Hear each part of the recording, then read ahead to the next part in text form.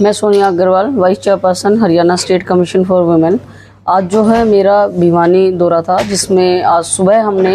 Waste college में एक legal awareness और साइबर क्राइम अवेयरनेस से रिलेटेड एक प्रोग्राम किया, जिसमें हमने और हमारे साइबर जो यहाँ एसएचओ थे और एक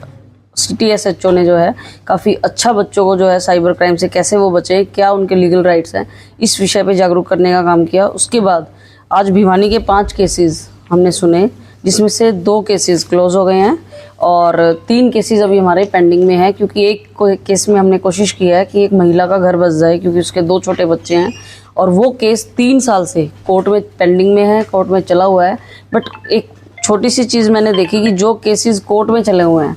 वो कहीं ना कहीं महिलाओं को लगता है कि हम जो है थाने में या आयोग में नहीं जा सकते, बट ऐसा नहीं है। मेरा एक छोटा सा मैसेज समाज को आप लोगों के माध्यम से है, जो केसेस हमारे कोर्ट में चले हुए हैं, चाहे वो 498 का है या फिर 125 का है या फिर डोमेस्टिक वायलेंस का है या कोई अदर केस है, वो महिलाएं भी आयोग या हमारी पुलिस को दोबारा बीच में संपर्क कर सकती है, अगर उनको लगता है प्रोबेबिलिटी की कोई मीडिएशन करा के उनका घर बसा सकता है या फिर उनका कोई सोल्यूशन करा सकता है। इसी प्रकार का एक केस हमारे सामने आया और निश्चित रूप से हम उस बेटी का जो है घर बसाने में सक्षम होंगे, एक बार नहीं तो दूसरे बार के प्रयास में। एक केस हमारे पास इस प्रकार का आया कि एक महिला आज के टाइम पे एक तांत्रिक के चक्कर में फंस के और कहीं ना कहीं उसके साथ उस तांत्रिक ने, जैसा वो बता रही है कि गलत किया है, इस तरह का भी एक केस आया। एक पढ़ी लिखी महिला जो कि गवर्नमेंट जॉब में है, तो ये बड़ा ही एक निंदनीय विषय है कि पढ़े लिखे लोग आज के टाइम पे भी तांत्रिकों के चक्कर में घुस रहे हैं और अपनी अशमत को लुटाने का काम वहाँ जो है कर रहे हैं। इस तरह का एक केस सामने आया, तो उसमें हमारे साथ जो है मौके पे डीएसपी आर्यन चौधरी जी मिले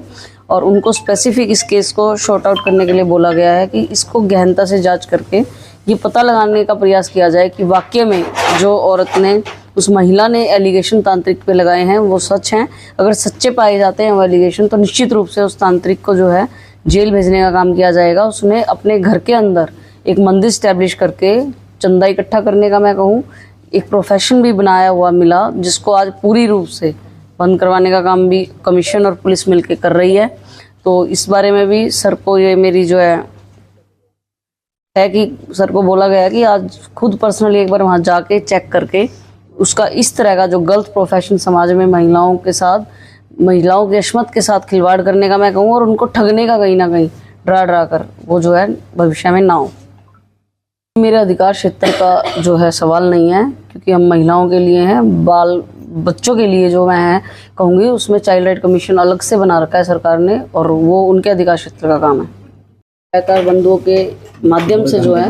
मैं मेरे हरियाणा की प्रत्येक महिला और बेटी को एक छोटी सी इन्फॉर्मेशन देना चाहती हूँ कि कोई भी महिला, मेरे हरियाणा की कोई भी बेटी को किसी भी वर्क प्लेस पे, वो स्कूल, कॉलेज, घर या कोई भीड़ वाला एरिया, कहीं पर भी प्रताड़ित होने की बिल्कुल ज़रूरत नहीं है। सरकार जो है महिलाओं की सुरक्षा को लेकर 100% सेंसिटिव है, चाहे हरियाणा सरकार की बात करें या भारत सरकार की बात करें। हरियाणा सरकार की बात करें तो प्रत्येक जिले में सरकार ने महिला थाने स्टैब्लिश किया, 1 स्टॉप सेंटर स्टैब्लिश किए हैं और महिला आयोग भी 24 घंटे महिलाओं की सुरक्षा को लेकर तत्पर है। प्रत्येक थाने के अंदर 2 एएसआई महिला देने का गवर्नमेंट ने नया काम किया है, ताकि बेटी जो है अगर कहीं प्रताड़ित होती है तो नियर अबाउट थाने में जाके जो है कंसर्न कर सके, अपनी कंप्लेंट दे सके। और अगर आयोग में बेटी कंप्लेंट देना चाहती है तो वो घर बैठे बैठे ayogmahila@gmail.com पे अपनी कंप्लेंट दे सकती है। तो मल्टीपर्पज़ कंप्लेंट देने के तरीके हैं, आप मेल से भी कर सकते हैं, फ़ोन से भी कर सकते हैं, ये ज़रूरी नहीं है आप कोई बेटी थाने तक जाके ही कंप्लेंट दें। तो मेरा सबसे यही निवेदन है कि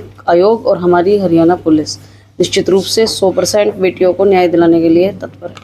ये मैटर भी हमारे पास आया कि एक बेटी जो है यहाँ है, लेकिन वो उसके हस्बैंड बाहर अमेरिका से डाइवोर्स लेके बैठे हैं। उस बारे में मैंने अभी सर से बात भी की और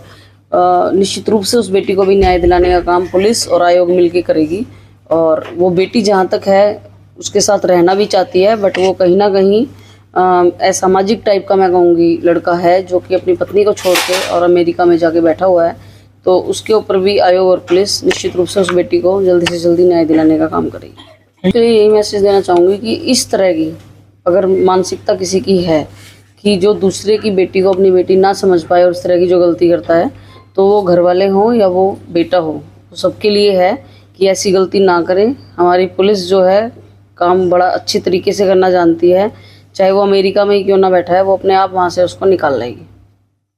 महिला आयोग में कोई भी महिला किसी भी वर्क प्लेस पे किसी भी प्रकार का उसको प्रताड़ित किया जा रहा है या फिर उसको पारिवारिक कोई झगड़ा है या फिर किसी वर्क प्लेस पे है कि महिला किसी भी प्रकार की कंप्लेंट हमें दे सकती है।